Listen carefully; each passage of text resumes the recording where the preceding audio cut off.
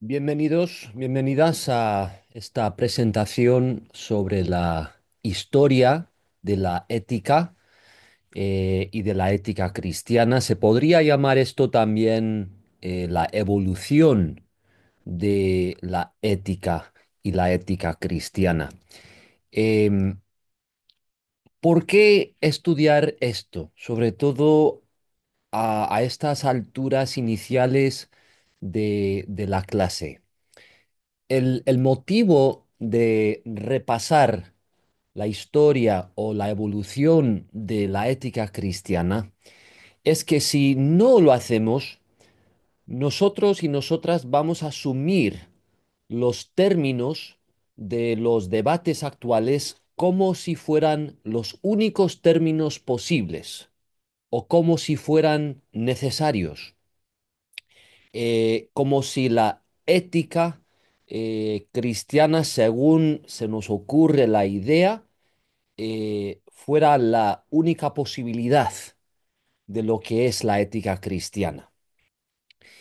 En realidad es posible que los términos de los debates actuales de la ética cristiana estén mal planteados, de manera que el debate no nos va a llevar a ninguna parte si no cuestionamos esos términos, esas bases heredadas, si no tomamos en cuenta que los temas de debate que hay hoy día no siempre han sido temas de debate y han llegado a serlos a través de una historia concreta y en unas condiciones concretas.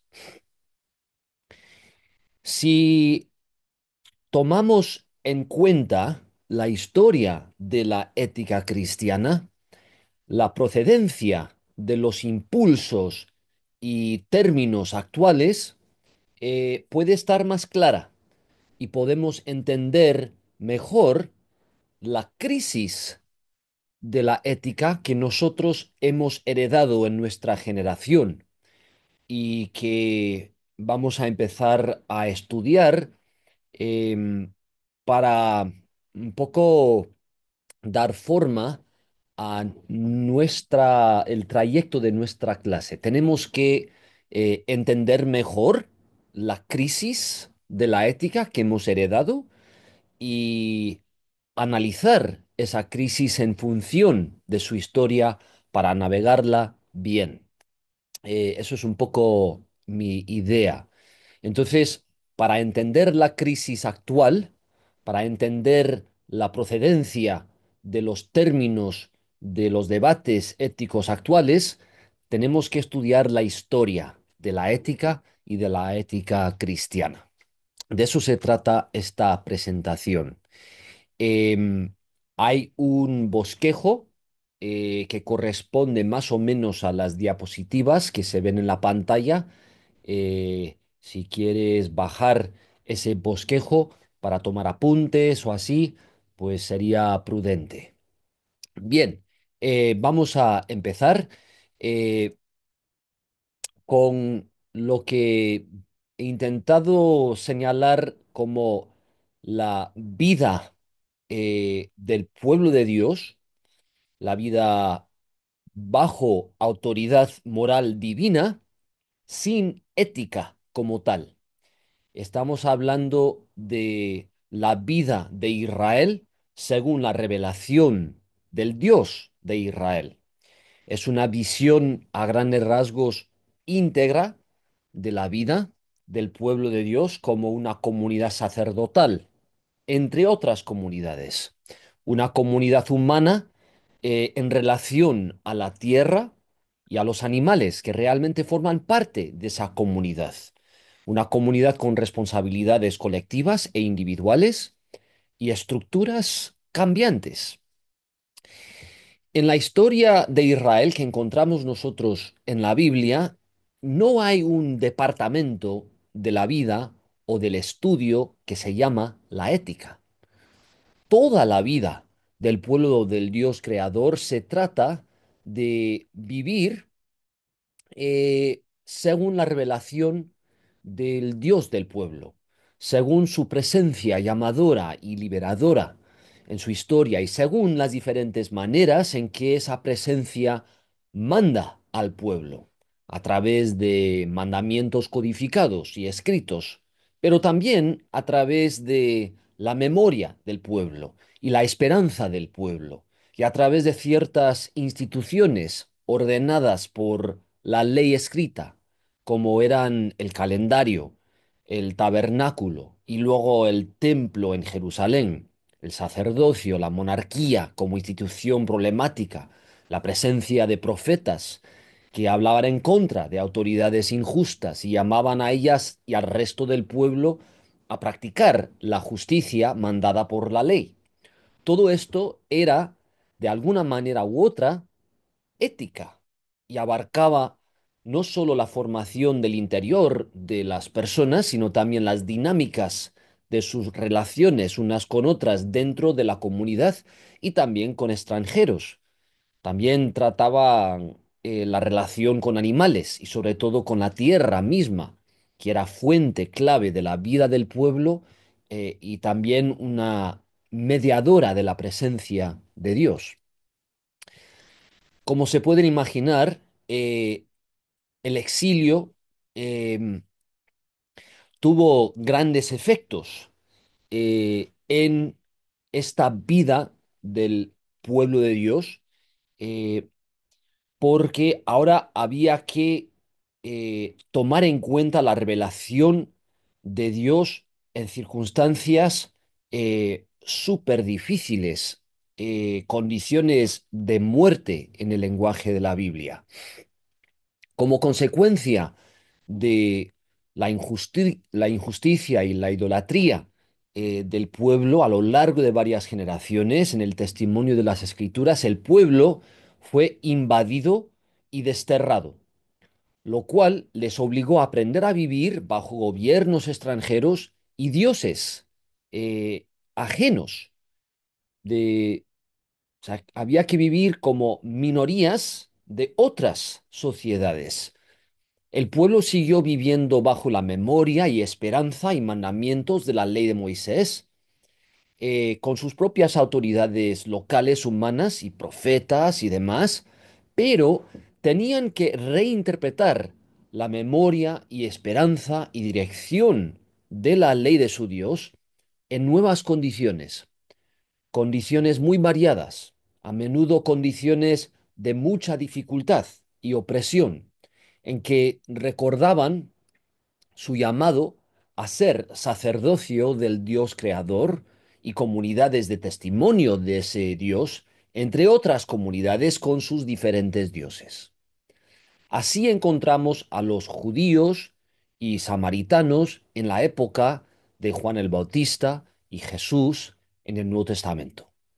Una parte del pueblo reunida en la tierra prometida, pero bajo ocupación imperial romana.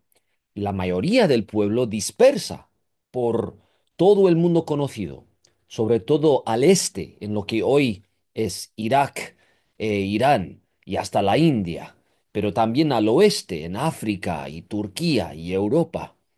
Su dispersión era más amplia que el Imperio Romano, aunque la mayoría del pueblo de Dios vivía en tierras dominadas por Roma.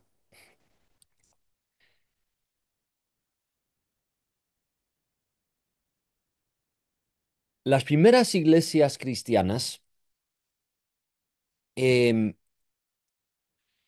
eran sinagogas judías, en que un buen número de los miembros y a veces las autoridades confesaban a Jesús como el Mesías del pueblo y el Señor del mundo, y orientaban sus vidas comunitarias según la memoria y enseñanza de Jesús y la presencia del Espíritu, que era el poder de su resurrección.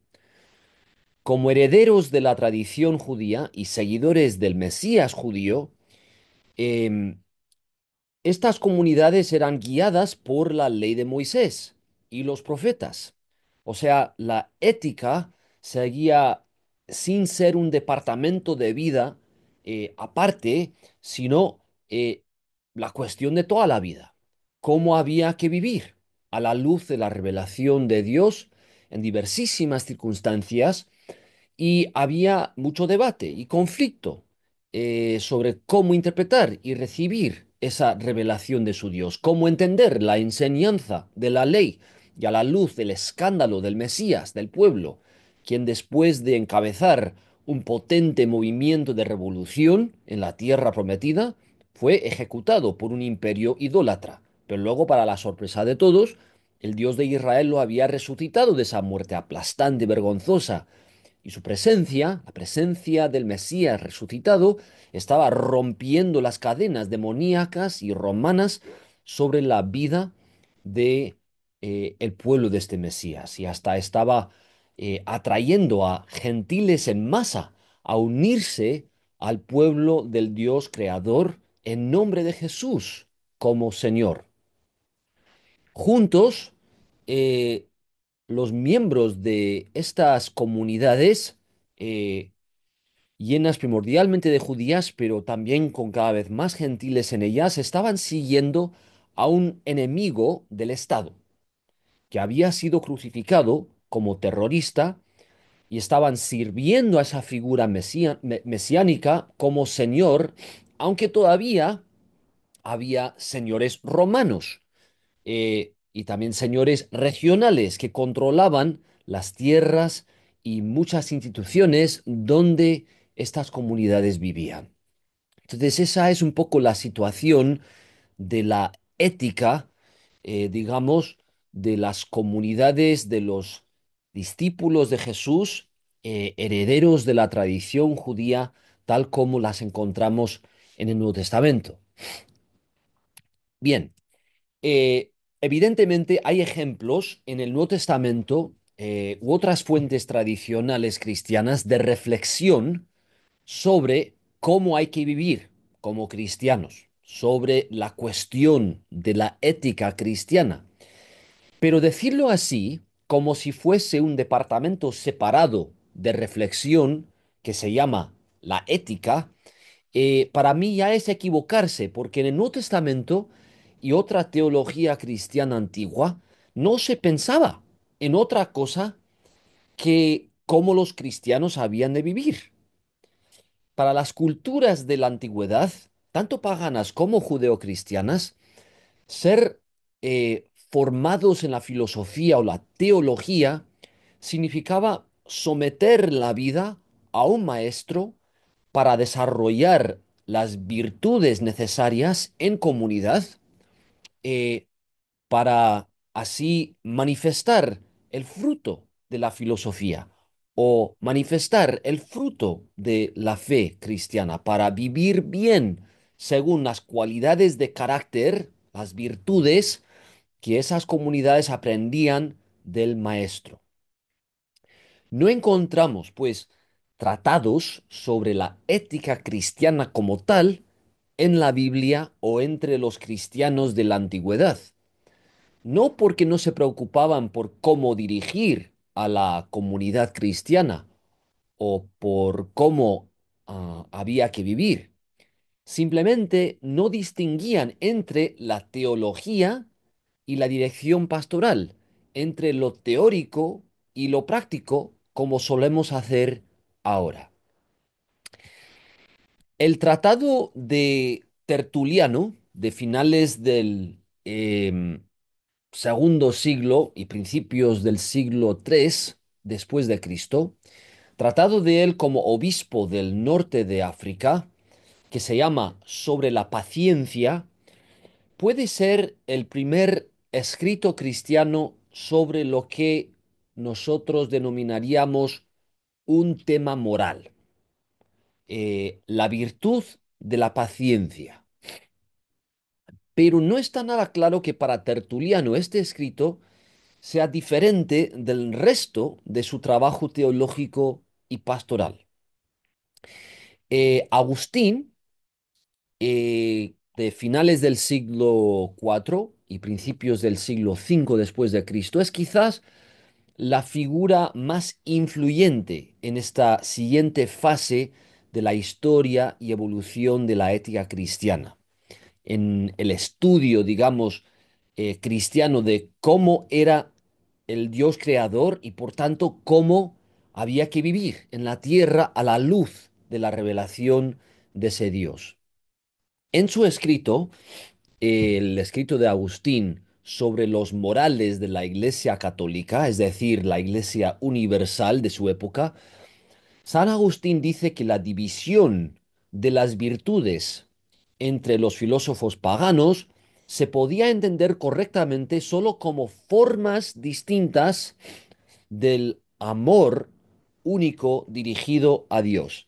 Por lo tanto, él dice así, la templanza, una de las virtudes estudiadas por los filósofos paganos, es el amor que se mantiene íntegro e incólume para Dios. Fortaleza, otra virtud, es el amor que todo lo soporta fácilmente por causa de aquello que ama.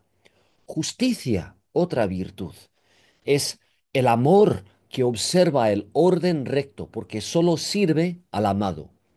Prudencia, la cuarta virtud, es aquel amor que sabe distinguir entre bien o distinguir bien entre lo que es ventajoso en su camino hacia Dios y lo que puede ser un obstáculo.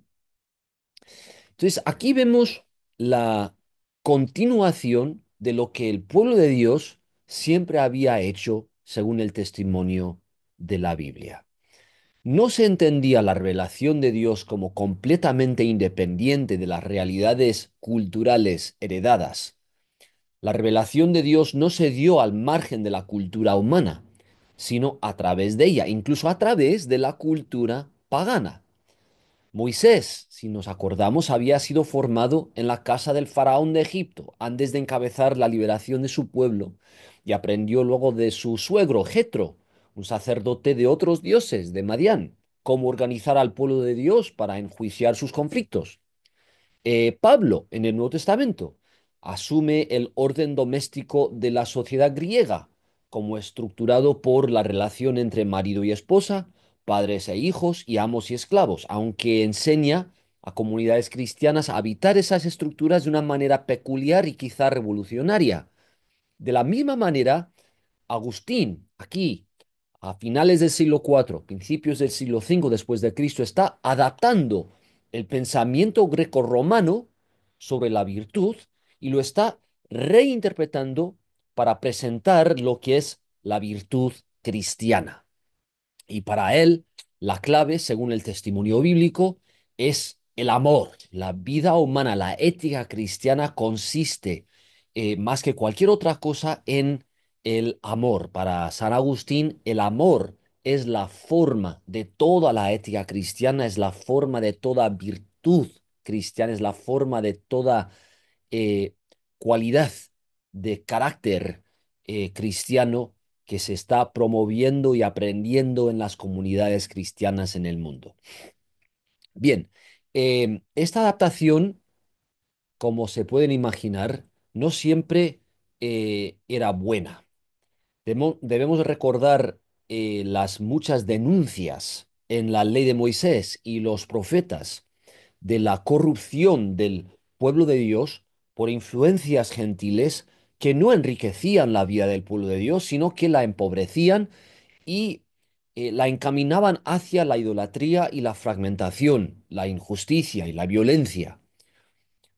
Esto mismo se produce también en las generaciones iniciales del movimiento cristiano del pueblo de Dios. Entonces, aunque la ética cristiana en esta época sí que consiste siempre en cierta adaptación de no solamente el testimonio bíblico, sino también otras fuentes, otros recursos culturales, etcétera, donde los cristianos vivían, no quiero dar a entender que esa adaptación era siempre benigna. A veces, como se puede imaginar, eh, dio pie a ciertas tendencias de corrupción también. Es interesante observar en esta etapa de la historia de la ética, principios del siglo V después de Cristo, se empieza a notar una nueva dualidad de sociedad o dualidad de sociedades, según la Iglesia se deja definir por las estructuras del Imperio Romano. En las Escrituras, Israel como pueblo de Dios siempre había entendido su llamado o su ética como pueblo santo, como pueblo diferente de los otros pueblos del mundo, los pueblos gentiles. Pero según la comunidad cristiana se fue estableciendo en el mundo grecorromano, esta dualidad principal histórica de la revelación del Dios de Israel empezó a entenderse de otra manera. La dualidad principal había sido la diferencia entre el pueblo de Dios y los pueblos gentiles. Pero con la enseñanza de San Agustín y otros pastores y pastoras de su época, esta dualidad fue reconfigurándose como la dualidad entre la civilización que supuestamente nace del cielo y los órdenes y formas de vida humana que nacen de la tierra. Todo esto se empieza a dar en el contexto de la imperialización de la fe cristiana. Al llegar a ser tan influyente el cristianismo en esta etapa, que el imperio romano se ve obligado a aliarse con el cristianismo, el movimiento cristiano se casa con el imperio de tal manera que empieza a emplear medidas imperiales de dominio para mantener su gobierno y su control. Y esto genera varias iniciativas de reformar el imperio o de romper con el imperio y oponerse a él en nombre de Jesús. Esto es una etapa importante en la evolución de la ética cristiana. Agustín sigue siendo una figura pastoral e intelectual pilar en esta etapa. Está lidiando con este conflicto entre la civilización del cielo y la civilización de la tierra. Y esto repercute en su influencia en la ética cristiana. En su discusión con Pelagio y sus seguidores, si se acuerdan de estas figuras de la historia de la Iglesia, Agustín elaboró unos tratados impresionantes sobre temas como la gracia y el libre albedrío, pero también el matrimonio y la concupiscencia o el descontrol. Hemos de mencionar también una de las obras más importantes de Agustín, La civilización de Dios, en la que Agustín narra la historia humana entera como eh, una lucha entre la civilización terrenal y la civilización celestial. La civilización terrenal, según Agustín, no conoce bien a Dios y por consiguiente está caracterizada por un orden establecido por medio de la violencia. En cambio, la civilización celestial adora al Dios único y verdadero, haciendo posible esto. Una sociedad inmigrante, así entiende eh, Agustín la sociedad humana que es testimonio de la civilización celestial en la tierra. Esta sociedad inmigrante no se preocupa, dice Agustín, por la diversidad de las leyes, las costumbres o instituciones con que se busca o mantiene la paz terrenal. Ella no suprime ni destruye estas, antes bien las conserva y sigue siempre que no impidan la religión, por lo que Agustín quiere decir lazos sociales, la religión, los lazos sociales que enseñan que el Dios único, supremo y verdadero ha de ser adorado. Si alguno de ustedes conoce la enseñanza de San Agustín, hay que reconocer, creo, que en su filosofía teológica, lo que viene a ser una especie de ética también, mantiene un dualismo entre el individuo y el colectivo. Eh, pero ese dualismo en el pensamiento de Agustín no lleva a una visión social o política pobre, como ha hecho el individualismo moderno occidental, en que se centra tanto en la experiencia o las necesidades del individuo que no se toma en cuenta lo que es la comunidad de la que cualquier individuo forma parte. Sin embargo, eh, aunque ese dualismo entre el individuo y el colectivo en Agustín no tiene los mismos defectos que el individualismo moderno occidental, creo que es importante mencionar a estas alturas que se sembró ahí, en esa etapa, en la influencia de él, una semilla que sí fomentaría problemas graves después. Problemas porque la Iglesia llegaría a preocuparse tanto por la salvación del alma del individuo que llegaría a menospreciar la búsqueda de la justicia social y la integridad política. Llegaría a ignorar cómo la salvación del individuo depende de la salvación de la comunidad. Bien,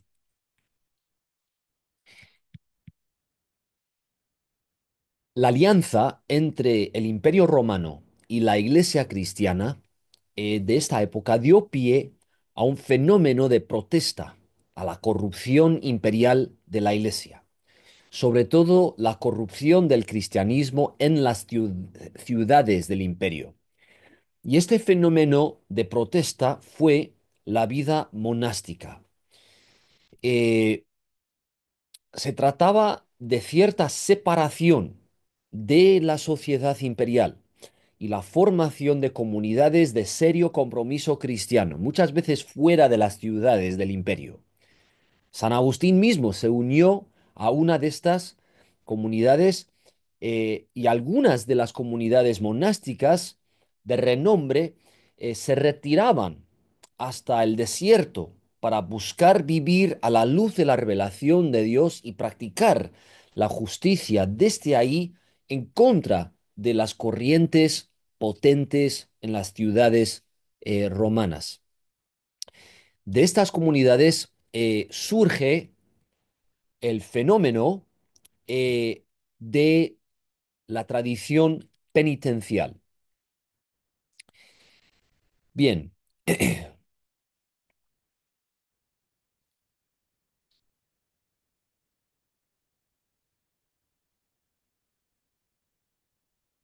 el Nuevo Testamento,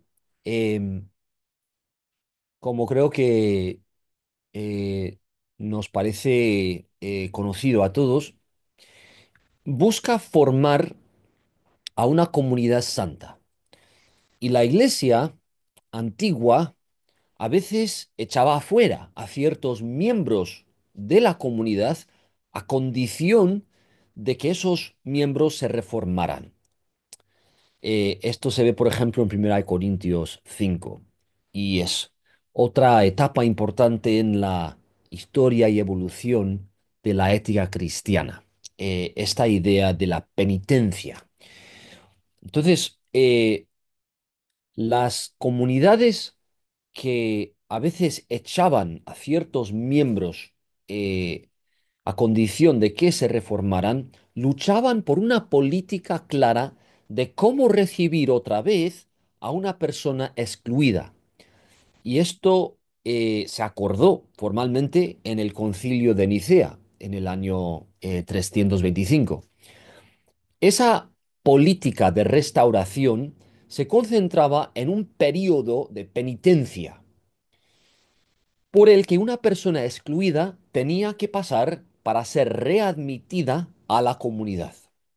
Esto era un tema de mucho peso por varias razones, entre ellas la que a veces habían sido excluidas esas personas por haber traicionado a la comunidad en un momento de persecución. La penitencia, pues, llegó a ser una institución importante de ética cristiana. ¿Por qué? gobernaba el comportamiento de los miembros de la comunidad, identificando costumbres y comportamientos a los que había que oponerse y hasta gradando la severidad de diferentes pecados que correspondían a diferentes procesos de penitencia y restauración.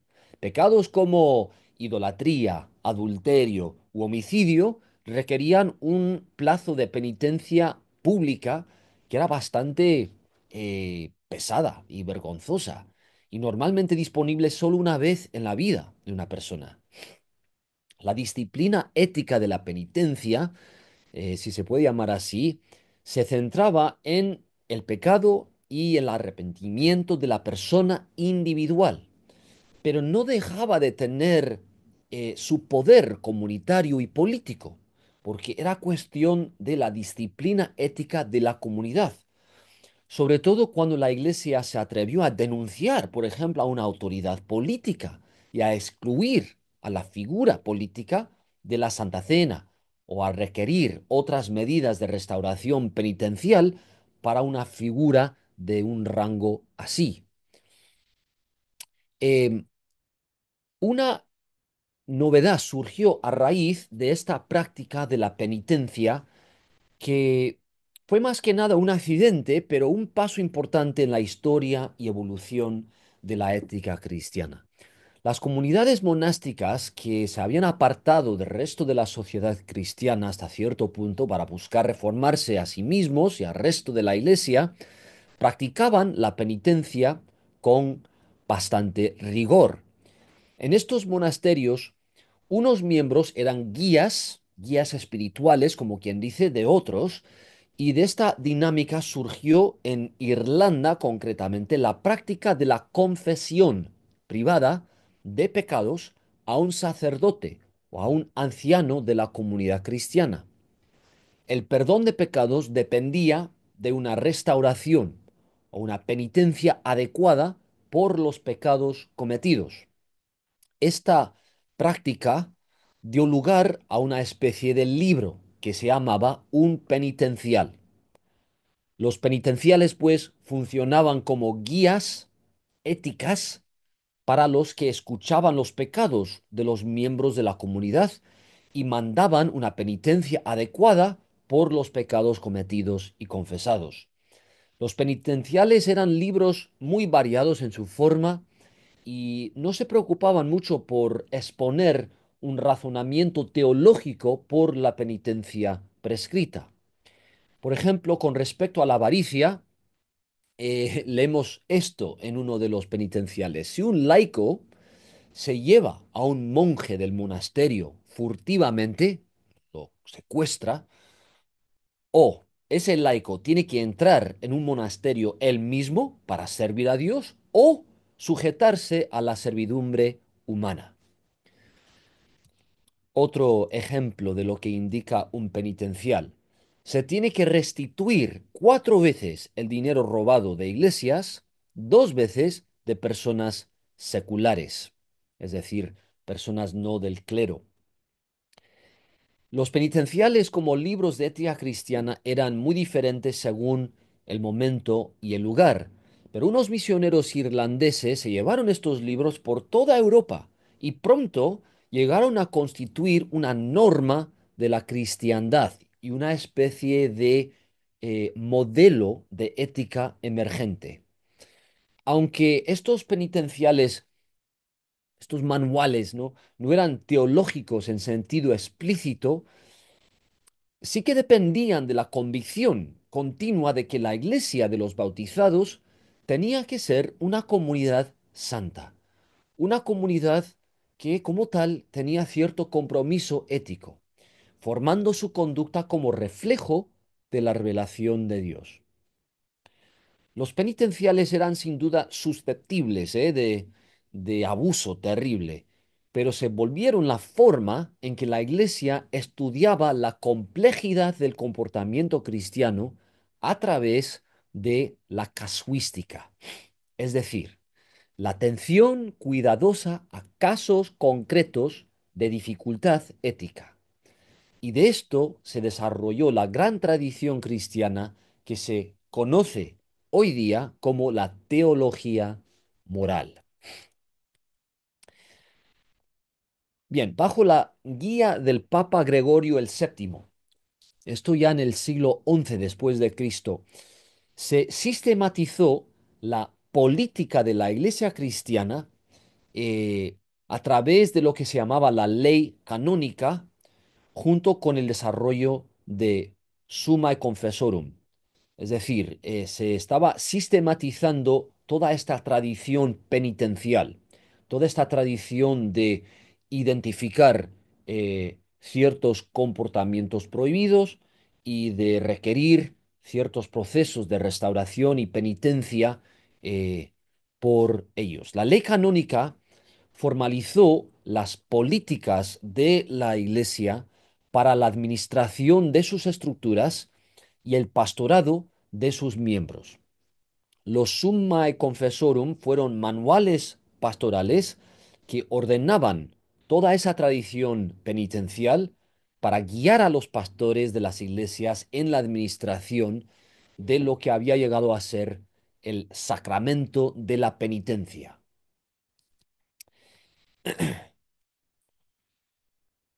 De este modo, se estableció una tradición definida en los penitenciales, la ley canónica y los summa confessorum, en que la ética se empezó a distinguir como tal y como distinta de la teología y de la doctrina.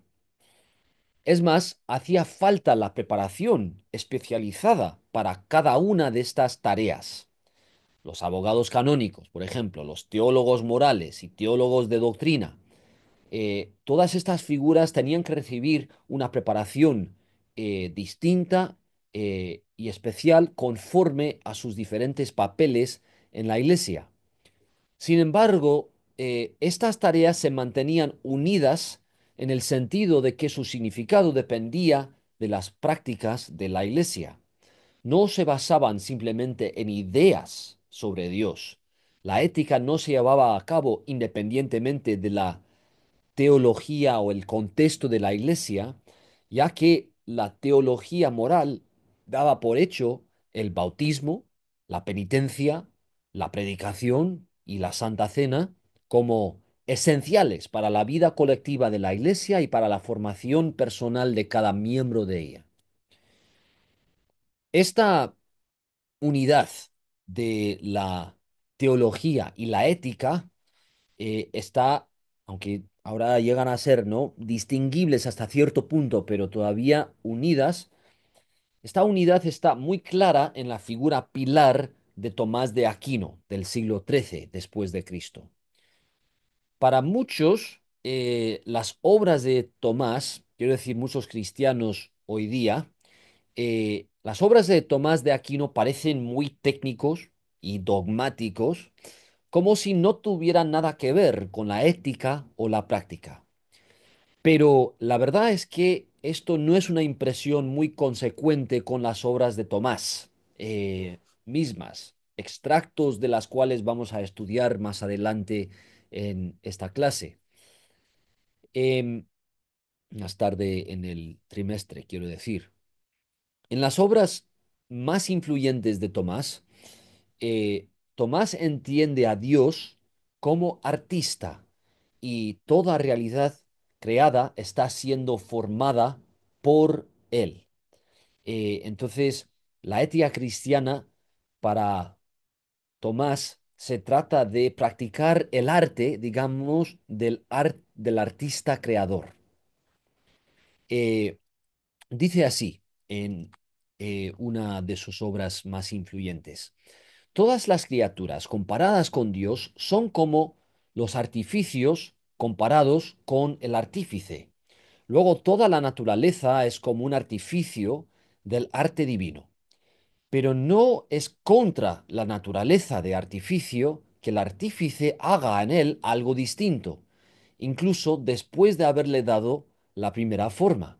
En consecuencia, tampoco es contrario a la naturaleza que Dios realice en las cosas algo distinto a lo que la naturaleza suele hacer ordinariamente. Es decir, en medio de todo lo que es la naturaleza, Dios está llevando a cabo un arte especial en los seres humanos y en otras partes de la creación según su revelación. Estas son palabras de Tomás de su obra que se llama Suma contra los gentiles. Otra obra suya, la que más renombre tiene, y que vamos a leer un poco de ella, se llama La Suma Teológica. Esa obra tiene tres partes principales. En la primera, Tomás explica cómo la historia de la creación nace de la libertad de Dios. Después trata de la creación, sobre todo su parte humana, y cómo la creación se desarrolla para llegar a su destino de unión con Dios. La tercera parte de la Suma Teológica trata de los medios concretos por los que la creación llega a su propio fin o meta, la cual es Dios mismo. Por tanto, Tomás entiende la vida cristiana dentro de la doctrina de quién es Dios. La segunda parte de la Suma Teológica trata de cuestiones morales, más directamente. Tomás creía que los manuales pastorales eran demasiado desorganizados y variados en su presentación de la vida moral cristiana. Por lo tanto, se esforzó por colocar la descripción de la moralidad en el contexto de la naturaleza humana y las virtudes que corresponden a nuestra naturaleza como seres creados, cuyo destino no es otro que ser amigos y amigas de Dios. Empleando el pensamiento de Aristóteles, filósofo griego influyente del siglo IV antes de Cristo, sobre las virtudes, Tomás de Aquino argumenta que las virtudes naturales, como son la justicia y la paciencia, tienen que ser formadas eh, por el don divino del amor, para ser capaces de dirigirnos hacia Dios.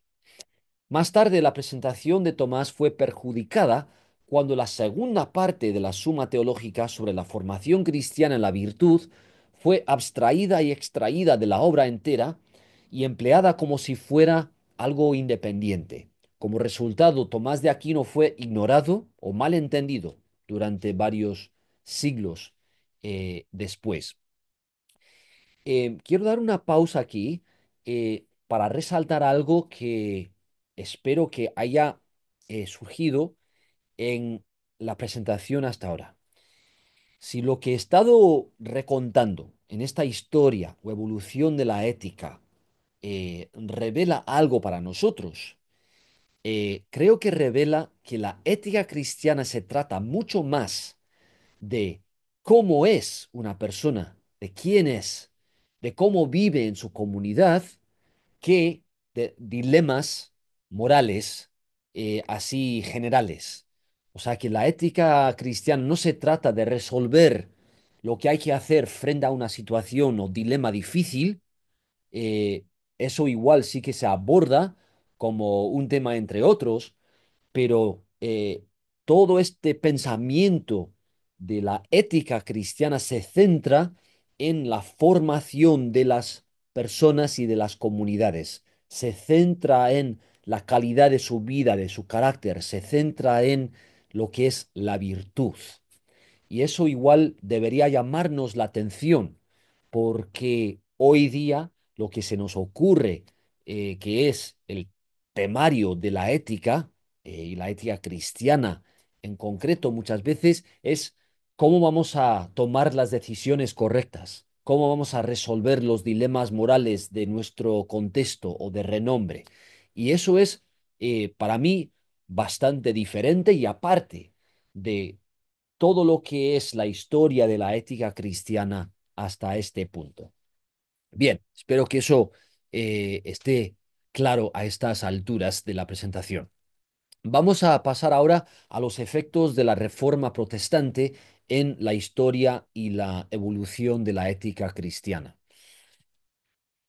Los movimientos teológicos de la Edad Media tardía son importantes. em, Estos serían los movimientos de después de Tomás de Aquino y antes de la Reforma Protestante, siglo XIV, siglo XV. pero son difíciles, la verdad, de recuperar y describir debido al efecto profundo de la Reforma protestante del siglo XVI en el entender de la vida cristiana, tanto para comunidades protestantes como para comunidades católicas y ortodoxas. Tampoco es el caso que Lutero y Calvino en su propio trabajo plasmaron de repente una forma totalmente nueva de entender la vida cristiana. Pero sí es cierto que las fuerzas que soltaron esos reformadores lo cambiaron todo. Ni Lutero ni Calvino hizo distinción entre la teología y la ética. Es cierto que Lutero hizo hincapié en la índole externa de nuestra justificación, es decir, que es una obra de Dios que efectúa en nosotros al darnos el don de la fe. Pero en la libertad del cristiano también mantuvo lo siguiente: el cristiano como Cristo, su cabeza, debe sentirse pleno y lleno con su fe, pero debe aumentar esta fe hacia su perfección, pues esta fe es su vida, justicia y salvación. Lo salva y lo hace aceptable, y le da todas las cosas que pertenecen a Cristo. La cuestión, pues, de la formación cristiana ya se había centrado bastante en el individuo y su santificación antes del siglo XVI, pero la polémica de la Reforma protestante y su obsesión con el concepto de la fe y la justificación intensificaron esta tendencia individualista. También la Reforma revolucionó la forma en que se entendía la ética en relación a la teología. La fe, supuestamente, eh, y no las obras, determina la relación entre el cristiano y Dios. Es más, las obras se empezaron a asociar a la ética y la fe a otras cosas, sobre todo en que se llegó a entender la ética como el modo en que los pecadores intentan asegurar su posición delante de Dios para evitar su dependencia total de la gracia de Dios. Entonces se empieza a introducir aquí una problemática entre lo que es la fe y la práctica, la fe y las obras. Aunque Lutero, Calvino, otras ideas de la Reforma, pues buscan no separar una de la otra, se empieza a notar la dificultad por mantener la unión entre ellas. Y esto crea serios problemas para la ética cristiana. Juan Calvino tampoco separó la ética de la teología, aunque para él también la justificación por la fe y no por las obras era fundamental. Entonces, escuchen lo que dice Calvino: la santidad real de vida no se puede separar de la libre imputación de la justicia. O sea que Juan Calvino se ve obligado en esta cita a hacer esta aseveración porque él y otros están remarcando tanto la distinción entre la fe y las obras. Y esto complica un montón lo que es la ética cristiana en su evolución histórica.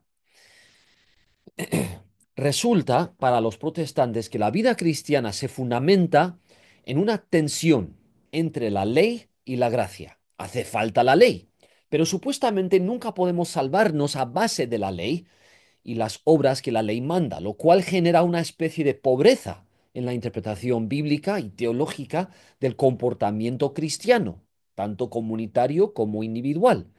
No se estudia mucho la cuestión de cómo tiene que ser el pueblo de Dios como comunidad o cómo tiene que vivir en relación a la tierra o los animales. Todo esto se empieza a quedar en los márgenes mientras la enseñanza de la Iglesia se centra en la santificación de las personas bajo estructuras que supuestamente son inevitables, como son las monarquías rivales y el gobierno por violencia y una economía de desigualdad abismal. Y en la cuestión de la santificación o el crecimiento moral de la persona, El protestantismo da pie a la nueva división entre fe y obras. Cierta herencia luterana llegó a ser alérgica a todo esfuerzo por regular formalmente la conducta cristiana, porque todo esto sonaba a salvación por obras o por legalismo. Sin embargo, sin una regulación algo estable de la conducta humana, resultaba una falta de estructura para guiar la distribución de poder, para responder a los fracasos morales y, por tanto, resultaba también una regulación de conducta no reconocida. Es decir, comunidades cristianas protestantes que decían no estar bajo ninguna ley, estar siguiendo solamente la fe, pero que por lo tanto eran incapaces de identificar o criticar las normas que de hecho regían en su vida. Me imagino que todos nosotros conocemos iglesias que hablan mucho a favor de la salvación por la fe, sin obras, mientras que son comunidades con muchas normas estrictas, comunidades obsesionadas con cierto comportamiento piadoso, mientras afirman ser salvos aparte de las obras. Creo que esta contradicción radica en este legado protestante luterano. El enfoque de la santificación del individuo aparte y la marginación del llamado de la comunidad cristiana produjo eh, otra tensión en este legado de la Reforma. Es otra tensión parecida a la tensión entre la fe y las obras. Es la tensión entre el llamado cristiano y lo que se llegaron a denominar los órdenes de la creación. Vamos a ver.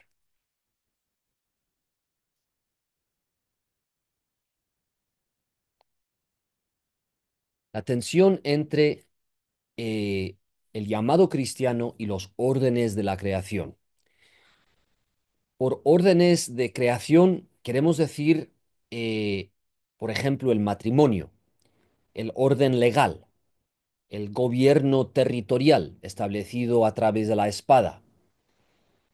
A los cristianos se les llama a amar a su prójimo supuestamente por medio de la sumisión a estos órdenes, pero a la vez tienen que reconocer que tal sumisión no es y no puede ser en sí la vida prometida en el orden de redención o salvación. O sea, no es ideal o perfecto el orden legal actual o el que los cristianos se maten como policías o soldados, pero esta es supuestamente la realidad inevitable según los órdenes de la creación. La vida terrenal se convierte en una tragedia inevitable de la humanidad pecaminosa, de la que las personas no se escapan hasta que mueren y llegan al cielo, o no se escapan nunca si mueren y van al infierno. Lutero ejemplifica esta idea de los órdenes de la creación para la ética cristiana en lo que se ve en la pantalla. Afirma que los cristianos han de usar la espada secular aunque no les hace falta en su vida diaria. Dice así, estás obligado a servir a la espada y apoyarla con todo lo que puedas, con tu cuerpo, tus bienes, tu honor y tu alma, pues es esta una obra que tú no necesitas, pero que es útil y necesaria para todo el mundo y para tu prójimo. Por esta razón, si tú vieras que hacen falta verdugos, alguaciles, jueces, señores o príncipes, y te consideraras capacitado, deberías ofrecerte y solicitar el cargo para que el poder que es necesario no sea despreciado, ni se debilite, ni perezca. El mundo no quiere ni puede prescindir de él, de este poder violento. Los calvinistas enfatizaban la importancia de la santificación del cristiano y de la comunidad cristiana. Eh, también se adaptaban a estos órdenes de la creación, como quien dice, como estructura dentro de la cual la santificación de las personas era posible. A los cristianos se les esperaba examinar sus vidas diariamente para que crecieran en la santidad. Este tema se retuvo en la tradición anglicana y se enfatizó especialmente en el avivamiento metodista en Inglaterra, así como en otras formas del pietismo y luego en el pentecostalismo.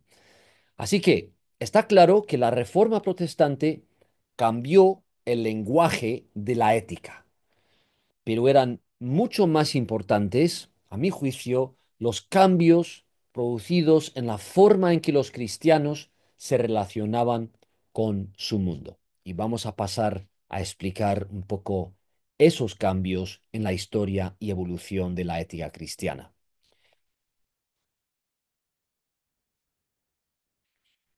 Perdón, me doy cuenta que no se podía leer la cita, pero ahora sí aparece en la pantalla.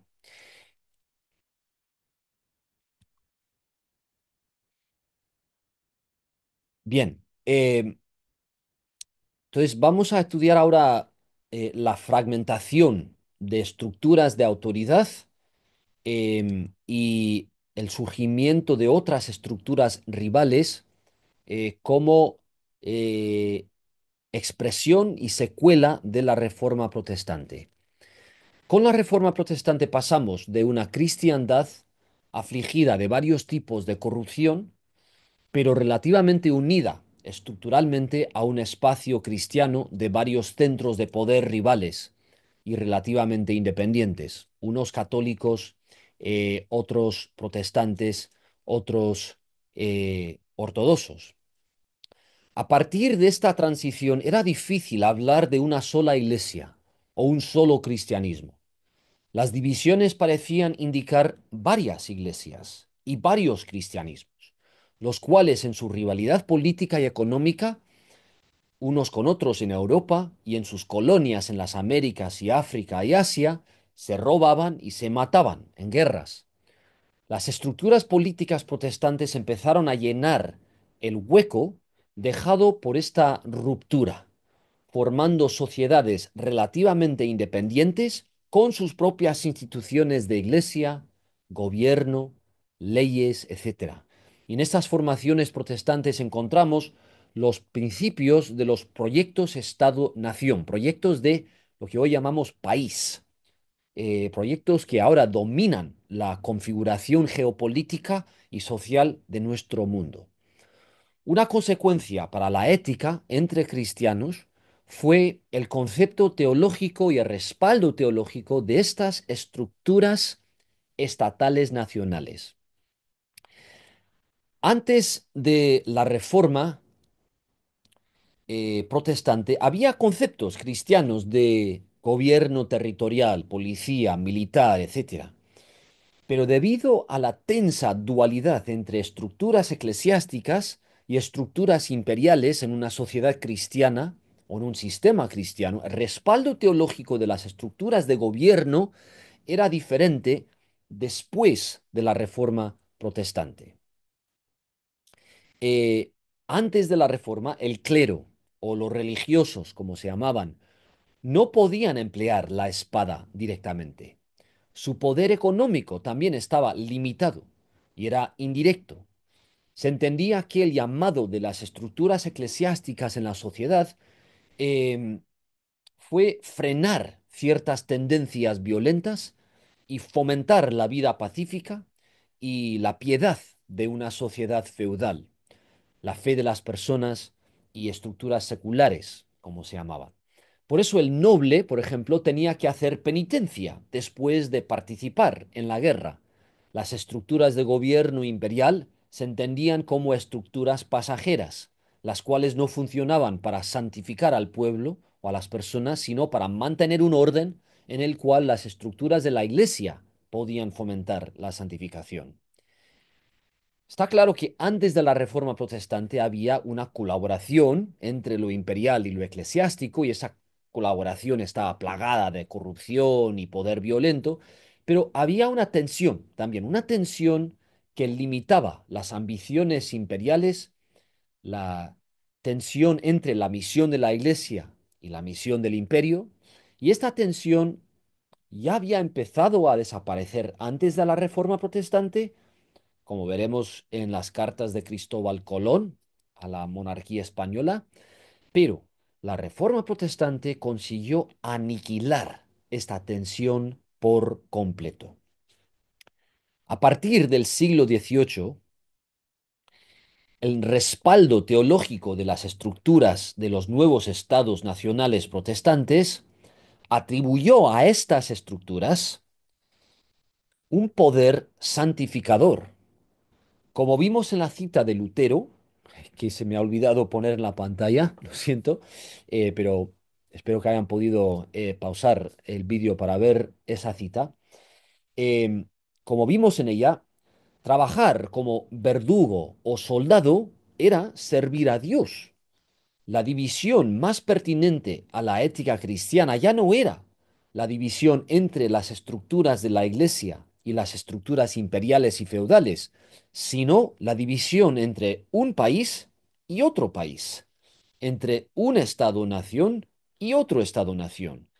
Y también la diferencia entre estos estados-nación euroamericanos como civilización cristiana y gringa y las poblaciones a las que estos dominaban cada vez más como sus colonias y posesiones.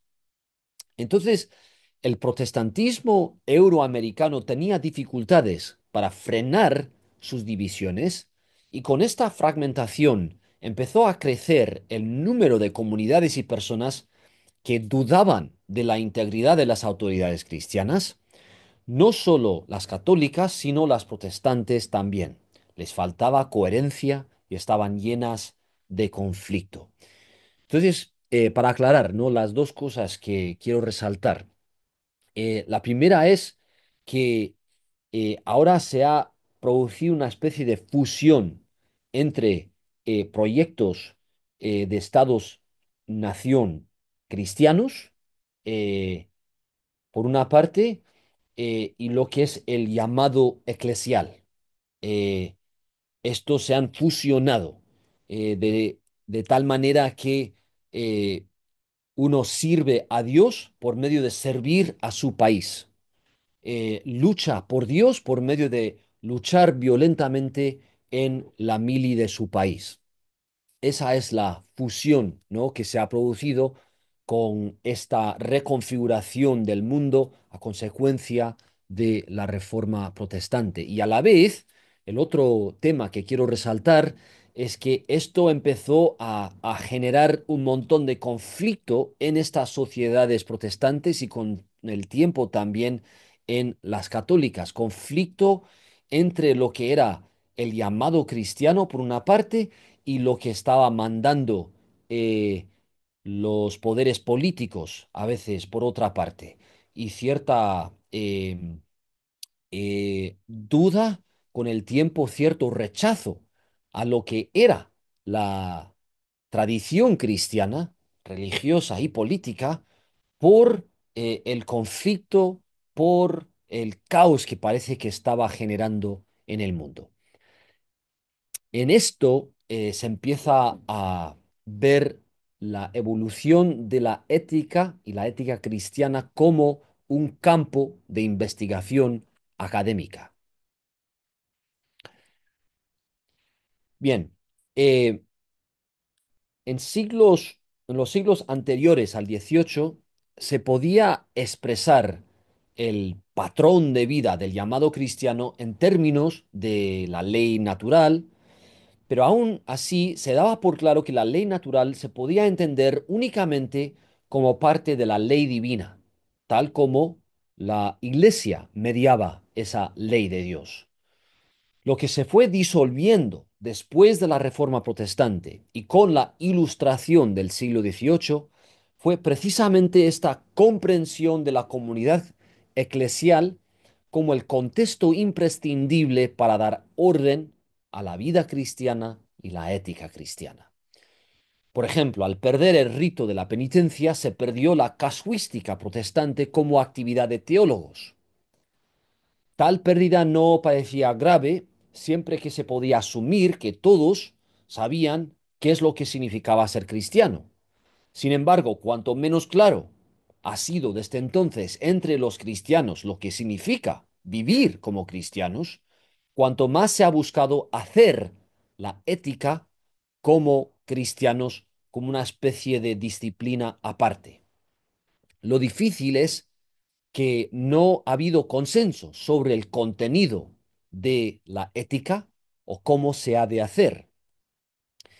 Como resultado, los teólogos, a menudo en esta época de finales del siglo XVIII, principios del siglo XIX, recurrían a la filosofía en su búsqueda de lo que era la ética o una ética coherente. Se entendía que la ética era una disciplina autónoma que ya no dependía de la fe, porque las estructuras eclesiásticas no eran muy fiables. La ética llegó a ser el problema moderno por excelencia, en que ya no había bases estables para orientar y justificar el comportamiento cristiano, y el cristianismo ya no consistía en una comunidad, sino en una religión más o menos compartida por diversas comunidades y personas que eran más obedientes a sus autoridades nacionales y sistemas económicos que a una guía de vida cristiana. Como se pueden imaginar, en esta época se aumenta la presión en la Biblia como para facilitar suficiente autoridad para guiar la vida cristiana, para guiar la ética cristiana.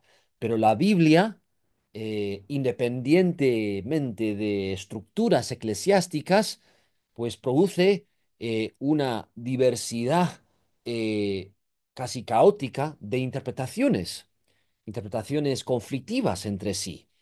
Y aquí pues ya estamos entrando en la crisis de lo que es la ética cristiana. Bien,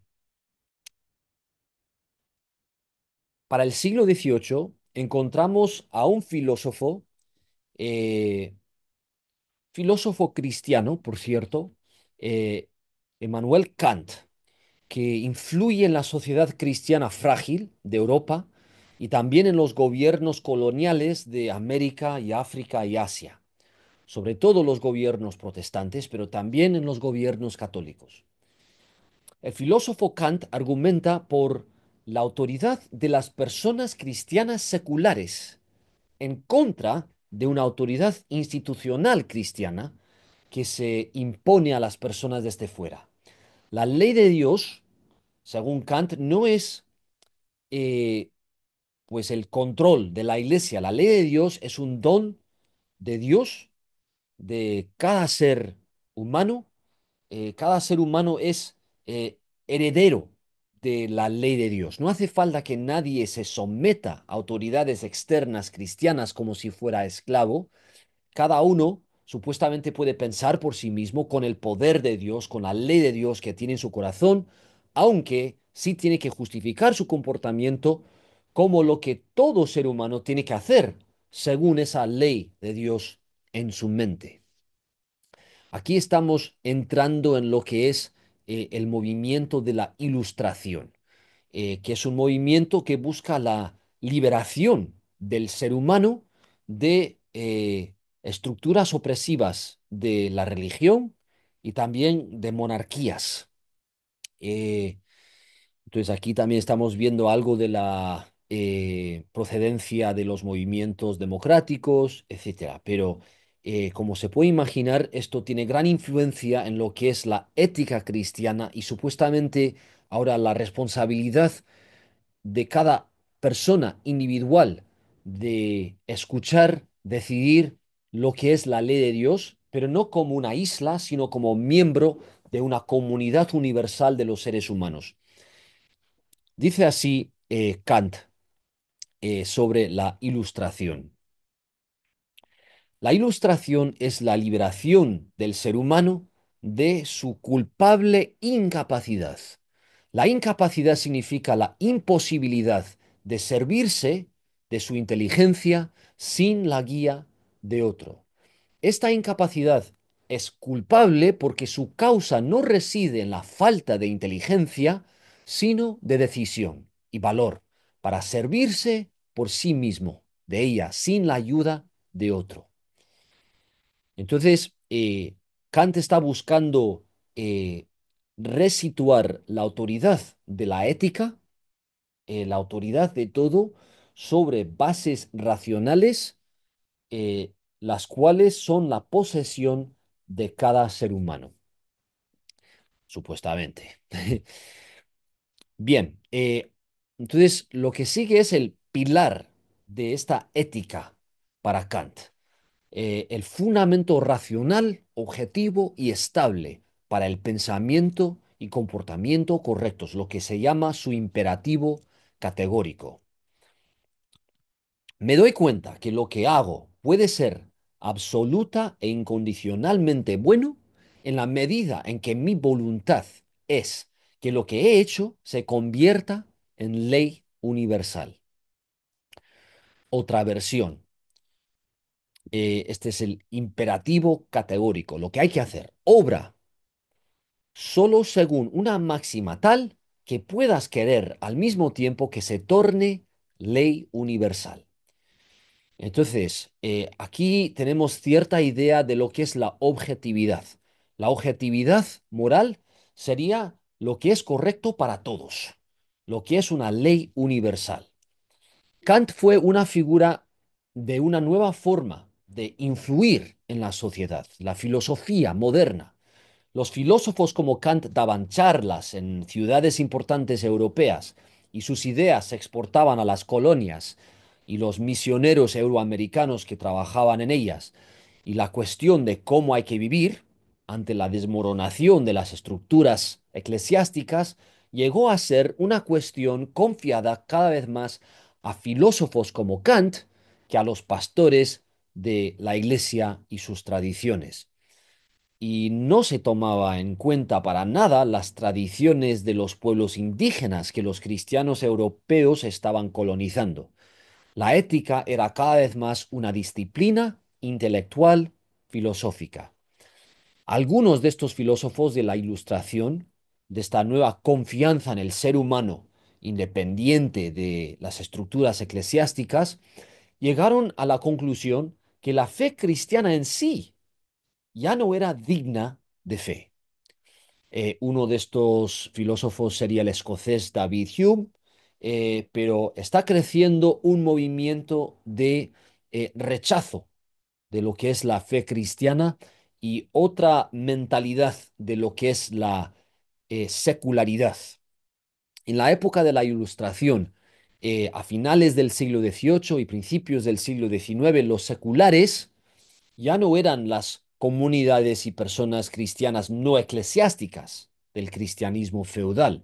Lo secular, sobre todo en Europa, empezó a ser un espacio y unas instituciones no cristianas, en una sociedad en que había cada vez más personas que estaban abandonando la fe como opción personal por convicción y por hábitos de vivir apartados de las estructuras cristianas del pasado.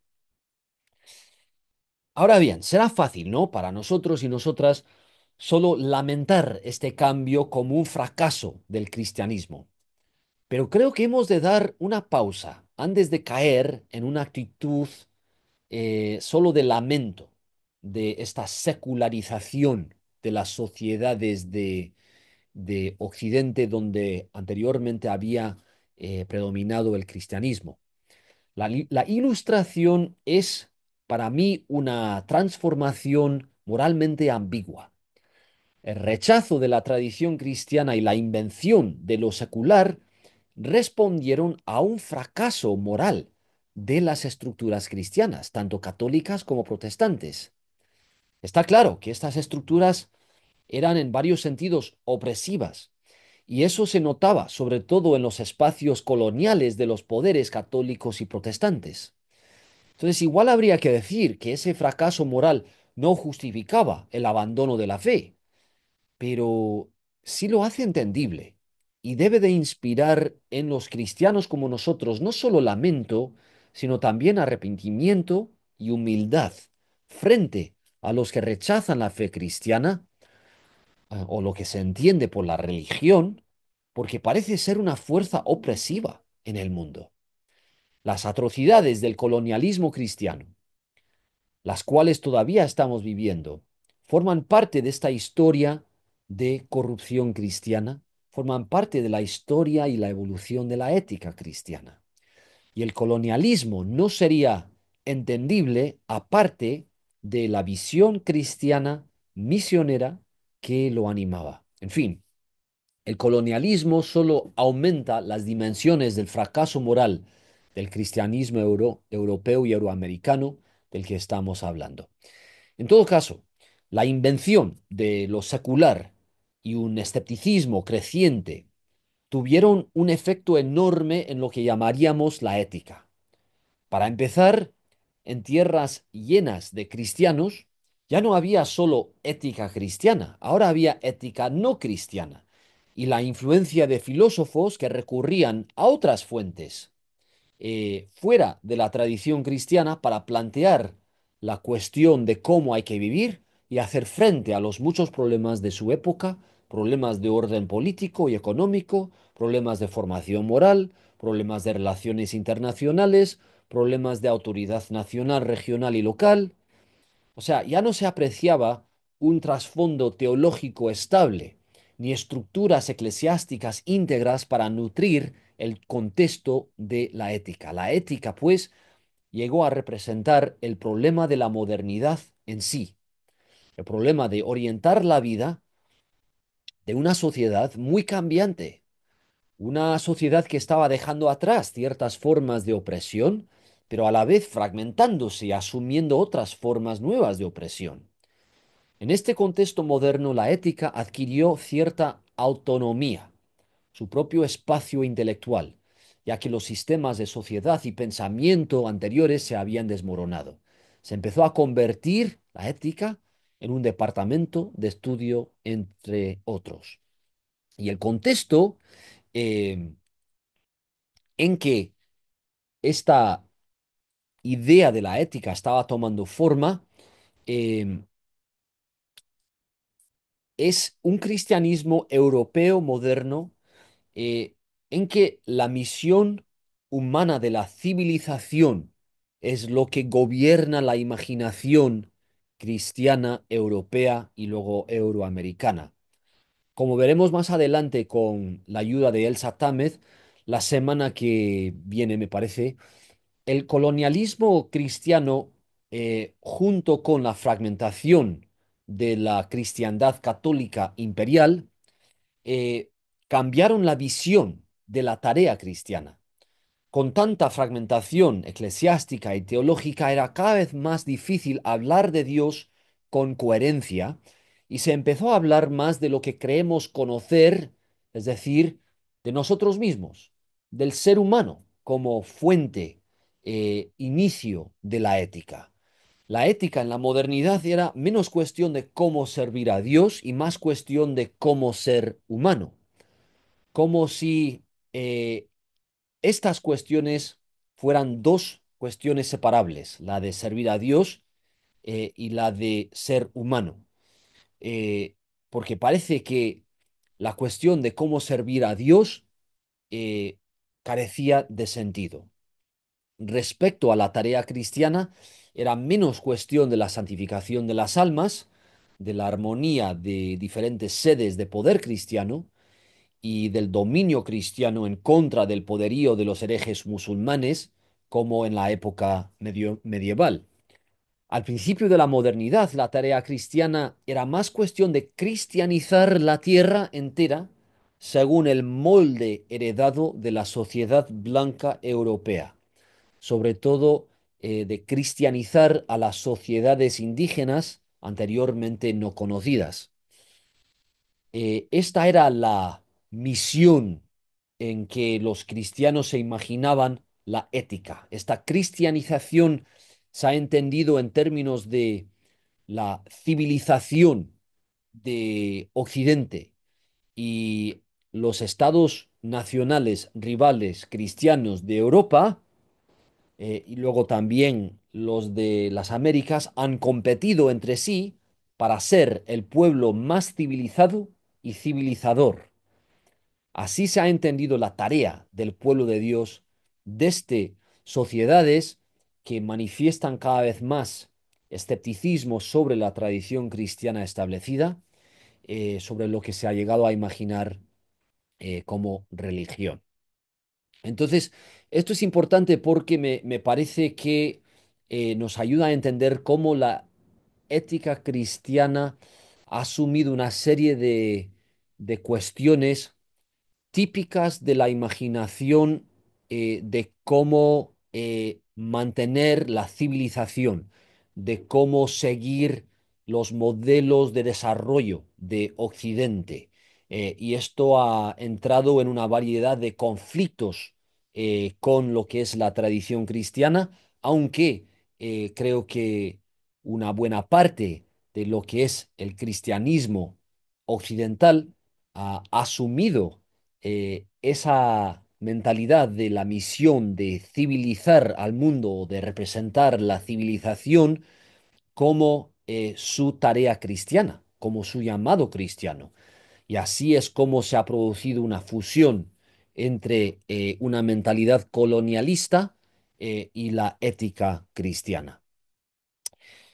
Bien, tirando aquí a la última parte. He dicho antes que a través de la ilustración de Europa, la cuestión de cómo hay que vivir se planteaba con autoridad, menos en un contexto eclesial cristiano y más en un contexto secular. Un contexto secular de cada vez menos convicción cristiana explícita. La institución que en épocas anteriores preparaba a los curas, los médicos y los abogados para servir a la sociedad cristiana había sido la universidad, es decir, la institución de la comunidad o universo cristiano. Eh, Universidad como institución que buscaba unir todo conocimiento de la sociedad cristiana y preparar a ciertas personas para transmitir ese conocimiento a la sociedad. Pero a lo largo de la historia que hemos estado siguiendo, la universidad ha cambiado radicalmente. Ya no era una institución claramente eclesial o cristiana en el siglo XIX. Reflejaba tanto la liberación como la fragmentación de la Ilustración, y era más el siervo de la supuesta civilización que de una sociedad establecida con estructuras eclesiásticas. Se empezó a estudiar la historia de otra manera, se empezó a estudiar la ciencia de otra manera, se empezó a estudiar derecho y teología de otra manera. Como ya no había un contexto eclesial o comunitario concreto al que correspondía el estudio de la teología se volvió menos una actividad de iglesia y más una actividad de la universidad. La ética era menos el estudio y la guía de la praxis cristiana y más el estudio de teorías del bien del ser humano o de cómo aplicar una ley moral universal a las situaciones variadas que surgían en la vida. En este nuevo contexto de universidad en el siglo XIX, la teología y la ética se separaron ya formalmente. Sin un contexto eclesial claro de praxis teológica, se concibió una división entre la teoría y la práctica, y a la vez entre la ética cristiana y otras formas de ética. El conocimiento en general se empezó a departamentalizar y evolucionó una tendencia de especialización increíble, de manera que hoy día un erudito puede saber mucho de biología y trabajar para una empresa de biotecnología y no haber leído nunca un libro escrito antes del siglo XX. O un erudito que sabe mucho de literatura y no sabe preparar un huevo en la cocina, o pescar, o la forma en que se cultiva la tierra para sostener a una comunidad. O sea, a partir de principios del siglo XIX, la teología como conocimiento académico se dividió en cuatro. Un teólogo filósofo alemán, Friedrich Schleiermacher, es quizá el autor más directo de esta división.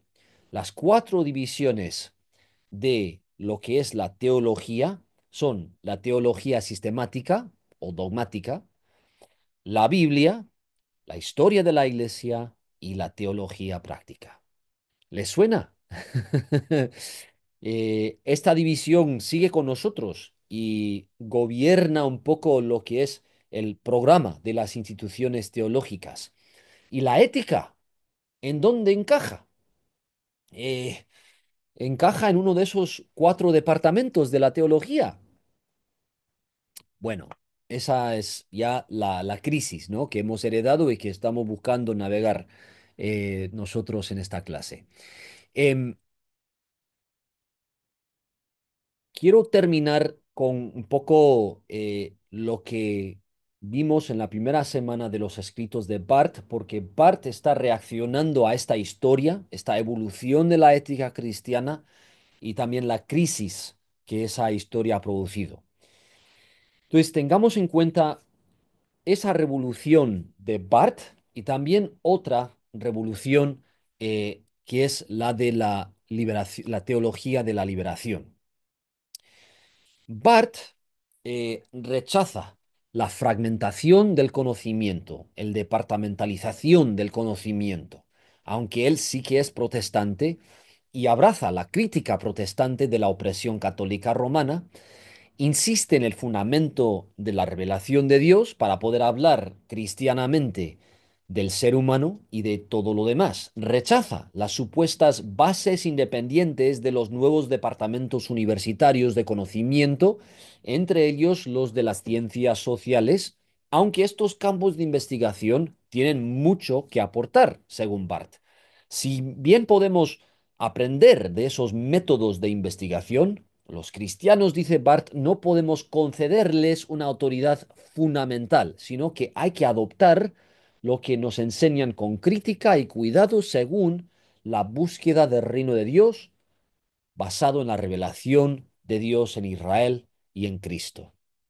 Entonces, así es la forma en que Barth está reaccionando a esta historia de la ética, la evolución de la ética cristiana, buscando reintegrar el conocimiento y de repriorizar la revelación de Dios y de cuestionar las estructuras supuestamente inmovibles e incambiables como son las estructuras de Estado-nación. La segunda revolución eh, me imagino que será bastante conocida y es la de la teología de la liberación. Esta revolución en la ética cristiana también responde a la historia que hemos recontado.